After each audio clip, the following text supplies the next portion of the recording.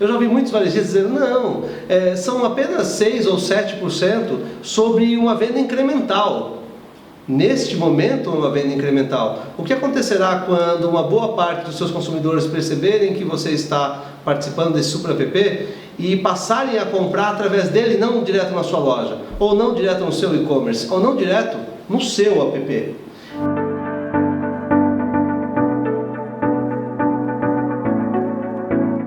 Estamos falando hoje do Super Apps. Recentemente lançamos um vídeo que falava dos desafios de entrar no mundo digital.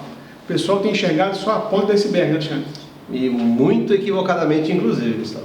O pessoal olha só para aquilo que aparece no site, aquilo que aparece no app, e nem sempre pensa em todo o trabalho que vai ter na infraestrutura, na retaguarda, para garantir que as entregas de fato aconteçam, oferecendo um bom nível de serviço para o shopper. Temos que tomar cuidado com a experiência do consumidor, né? E a gente orientou no vídeo passado. Entrarmos no mundo digital agora sem preparo pode ser um risco com essa experiência, porque separação, entrega, devolução fazem parte de algo que o varejista não está acostumado a fazer nesse momento. Então, vamos falar hoje aqui de uma pergunta que a gente não respondeu no vídeo anterior, que é os Super Apps. Como participar do mundo digital com a facilidade de Rappi, Ubers e iFood? Você acha que esse é um caminho? Essa é uma pergunta deliciosa. Muitos varejistas estão quebrando muito a cabeça com isso. Uma quantidade grande de varejistas, inclusive, está adotando essa possibilidade. Estão se associando aos Super Apps para poder, de acordo com o seu ponto de vista, expandir o seu negócio. Mas, Gustavo, vamos lá. Faz sentido eu oferecer todo o comportamento de compra do meu shopper, dizer para aquele que pode se tornar um concorrente meu no futuro, e há provas enormes disso na história recente, quais são os itens do meu sortimento que mais giram, e de alguma forma entender que isso é bom para mim? Eu não acredito nessa hipótese. A gente viu recentemente uma reportagem lá nos Estados Unidos. A Nike deixou de colocar seus produtos na Amazon porque ficaram em dúvida. O mercado ficou em dúvida se a Amazon estava privilegiando os produtos do marketplace dela. Como é que isso pode estar acontecendo no Brasil, Alexandre? É muito simples, é só a gente olhar para os aplicativos que entregam comida, por exemplo. Tá? Qual a garantia que você tem que o restaurante mais importante da região realmente esteja na ponta? Mas eu acho que o problema pode ser muito mais profundo ainda, viu, Gustavo? Porque nós temos, quando a gente fala de outros segmentos, nós temos vários exemplos. Qualquer um que possa ler a mais recente revista Exame, por exemplo, pode ver ali o depoimento de vários e vários restaurantes, donos de restaurantes, que alegaram ter tido um boom fantástico na introdução do seu negócio nesses Super Apps, mas logo depois eles tiveram problemas graves. Eu acho que o problema da venda ainda não é o problema mais importante de todos. O problema é a propriedade dos dados, porque vamos lembrar de um detalhe muito importante. Os dados são um novo ouro. É aí que está o negócio. A mineração desses dados traz a possibilidade de ganhos incrivelmente maiores. Os varejistas têm falado muito do CRM, né, de conhecer o comportamento de compra do consumidor e têm colocado isso em suas lojas. Sim. Ao mesmo tempo que estão dando esse dado para esses subaplicativos. A coisa curiosa é que o varejista quer fazer CRM, de fato pouquíssimos têm conseguido efetividade nesse aspecto, e ao mesmo tempo que eles querem fazer CRM, eles estão oferecendo todos os seus dados para os Super Apps. Sem controle, sem nenhuma contrapartida expressiva, e muitos estão iludidos pelo movimento extra que poderiam conseguir no início dessas operações, que não se comprova, porque depois de algum tempo o seu consumidor passa a buscá-lo através do Super App. Por que você precisa desse intermediário? Essa é a pergunta que tem que estar na mesa no momento de discutir esse assunto. Isso. No vídeo anterior a gente falou que não é só tecnologia, que existem diversos processos na retaguarda que fazem parte desse mundo digital. Mas, como estava colocando, entregar o ouro para os Super Apps ou ter um app próprio com a minha marca, esse seria o caminho? Então, acho que tem algumas discussões que podem chegar até esse ponto, inclusive. Esse seria um dos caminhos. mas acho que é necessário ainda entender por que isso é tão danoso. É necessário entender por que nós corremos tanto risco nos supermercados ao colocar um intermediário nesse processo. Eu já ouvi muitos varejistas dizendo, não, são apenas 6 ou 7% sobre uma venda incremental. Neste momento, uma venda incremental. O que acontecerá quando uma boa parte dos seus consumidores perceberem que você está participando desse Super App e passarem a comprar através dele, não direto na sua loja, ou não direto no seu e-commerce, ou não direto no seu app? Então, o índice de participação dessa modalidade de venda nas suas vendas totais tende a crescer e, com isso, reduzir a sua rentabilidade. Mas eu continuo dizendo, a minha preocupação ainda não é a rentabilidade, porque no curto prazo ela vai ser positiva, no médio prazo ela tende a ficar negativa e aí as coisas podem piorar muito depois. O grande problema ainda está na perspectiva anterior.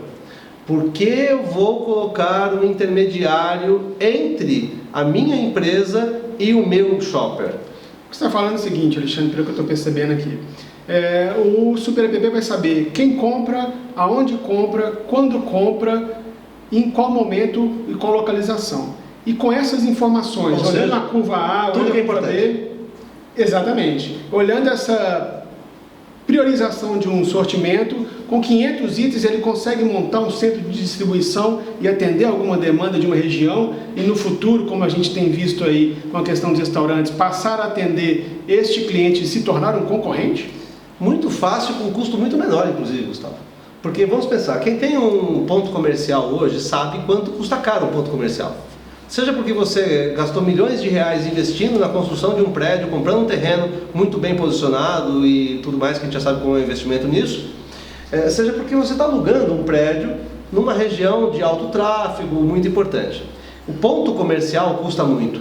Agora, como fica a possibilidade de poder atender ao mesmo consumidor, estando às vezes 3, 4, 5, 7 quilômetros de distância, com um galpão que não é um ponto comercial, portanto não é um prédio valorizado, com uma despesa infinitamente menor e oferecendo a saída de motoboys, fazendo a entrega dos produtos que o consumidor compra através desse Super App. Então já temos inúmeros casos. Os Estados Unidos mostra como isso aconteceu e foi extremamente prejudicial para os restaurantes.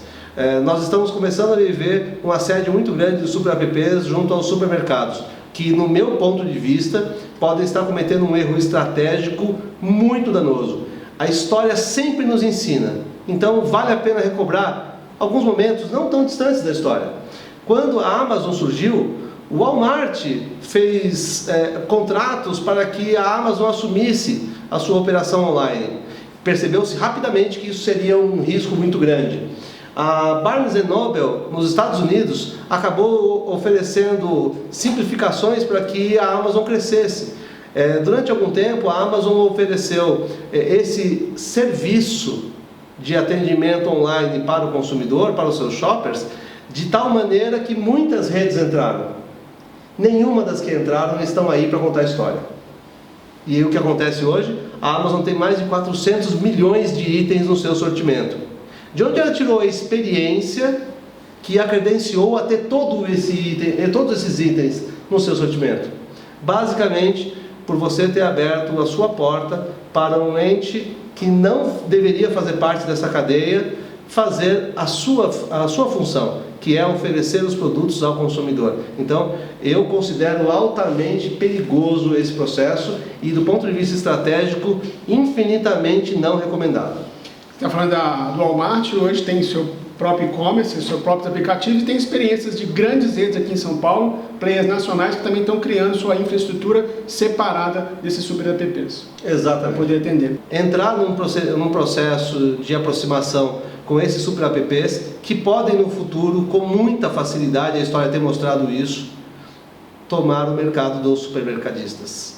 Então, eu tenho muitas restrições a esse procedimento, a essa aproximação. Acredito muito numa máxima que já discutimos inúmeras vezes: tudo que vai ser terceirizado, de alguma forma reduzirá suas margens, porque aquele que vai assumir a terceirização tem que ter o seu lucro também. Portanto, um negócio que tem 2%, 3%, 4%, e nos negócios muito melhores, 5%, talvez 6% de lucro líquido, nós não temos espaço para dividir com os demais, concorda comigo? Portanto, é muito cauteloso o procedimento para se pensar na introdução de super apps. Eu, particularmente, tenho muito cuidado com isso. Bom, supermercadista, esse foi um vídeo específico do assunto para responder uma pergunta. Mande a sua pergunta para a gente, utilize o WhatsApp, esse canal de comunicação aqui embaixo. Estamos colocando especialistas para atendê-lo. Contem com a Redias para superar isso e fica essa dica para o futuro, como entrar no e-commerce, e a gente está aqui à disposição.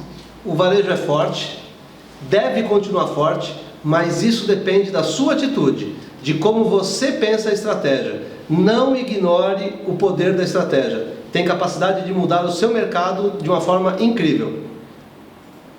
Nem sempre para melhor. Portanto, muita cautela nessa hora.